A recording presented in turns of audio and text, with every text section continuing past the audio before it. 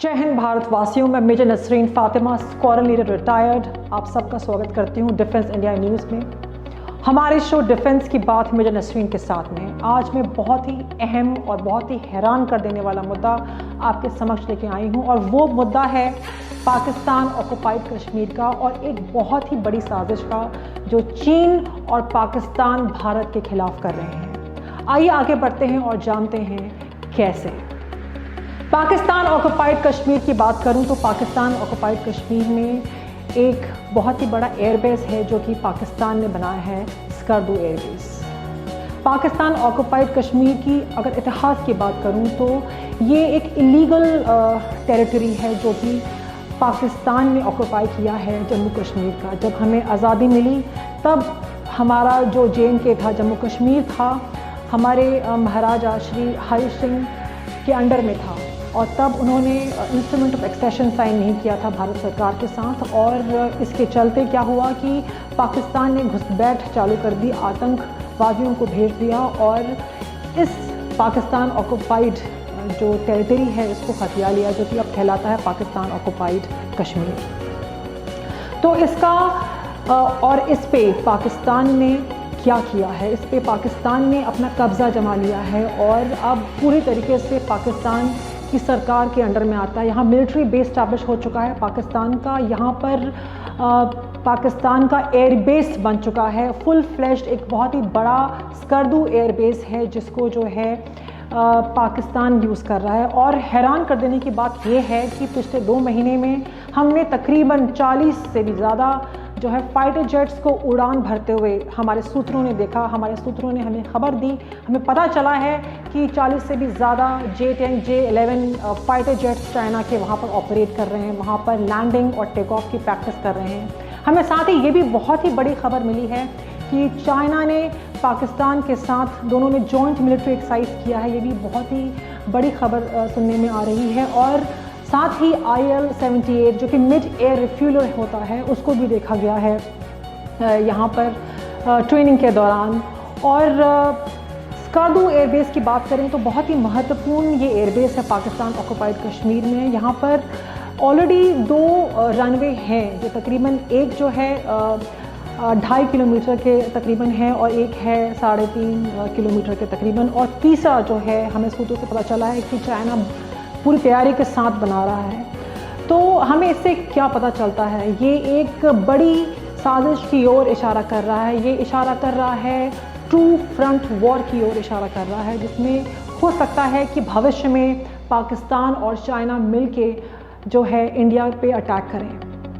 और पाकिस्तान ऑक्युपाइड कश्मीर की बात करूं तो ये रणनीतिक तौर पे, स्ट्रैटेजिक तौर पे बहुत ही इम्पॉर्टेंट ये टेरिटरी है इसको कहूँ तो, क्योंकि इसकी एक ओर तो पाकिस्तान है, एक ओर चाइना है, एक और अफ़गानिस्तान है, और ये ख़ुद जम्मू कश्मीर का बहुत ही अहम हिस्सा है।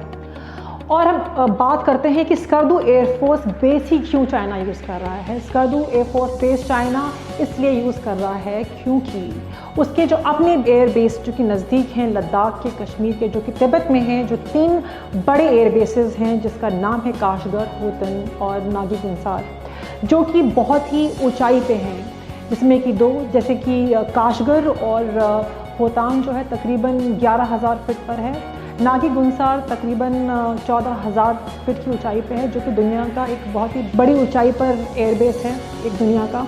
और वहाँ से चाइना को मुश्किलें बढ़ सकती हैं ऑपरेट करने में अगर वो अटैक करना चाहता है लद्दाख पे या कश्मीर पे, इंडिया पे, क्योंकि अगर हम फ्यूल कैपेसिटी की बात करें तो इतना फ्यूल चाइना सस्टेन नहीं कर पाएगा वहाँ से अपने टारगेट लोकेशंस पे को टारगेट करने के लिए या आने के लिए।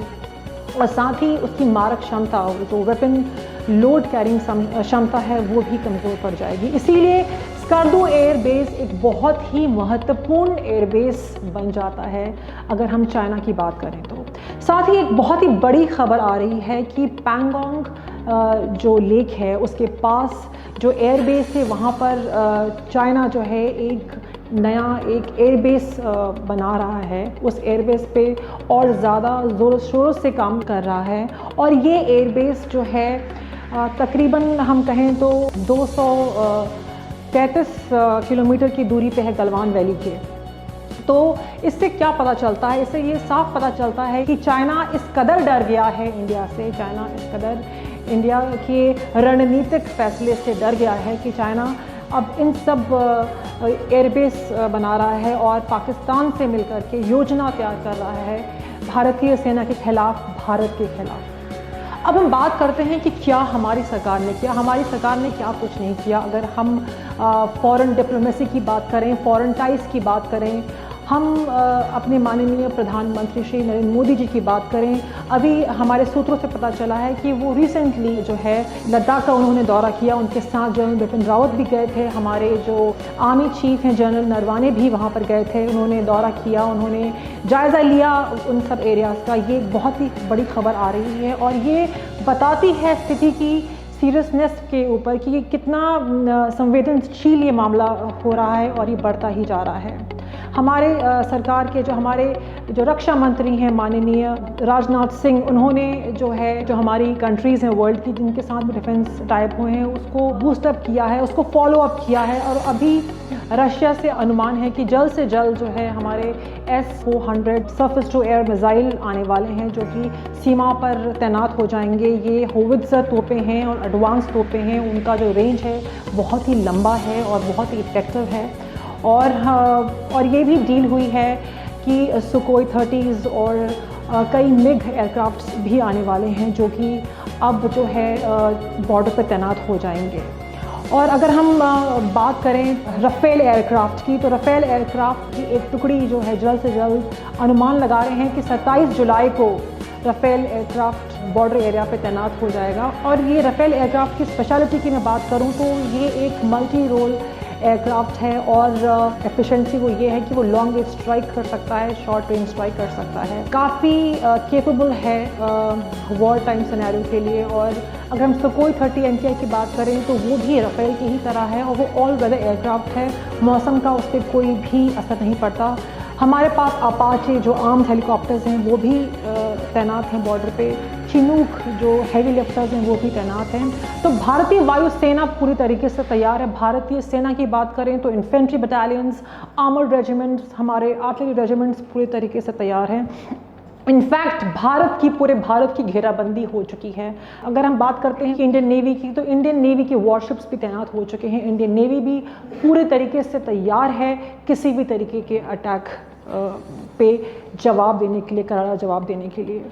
और जैसे गतिविधियां हुई हैं स्कार्दू एयरबेस पे, तो ये जो है भारतीय सुरक्षा एजेंसियों की नज़रों पे आ चुका है स्कार्दू एयरबेस। और भारतवासियों में आपसे कहना चाहूँगी कि अब वक्त आ गया है कि हम एकजुट हो जाएं और हम तैयार हो जाएं कि भविष्य में हमें जो है 2 फ्रंट वॉर का भी सामना करना पड़ सकता है।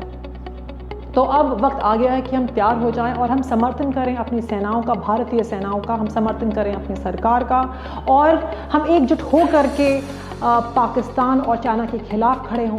अब वक्त आ गया है। हम फिर मिलेंगे आपसे। जय हिंद, जय भारत।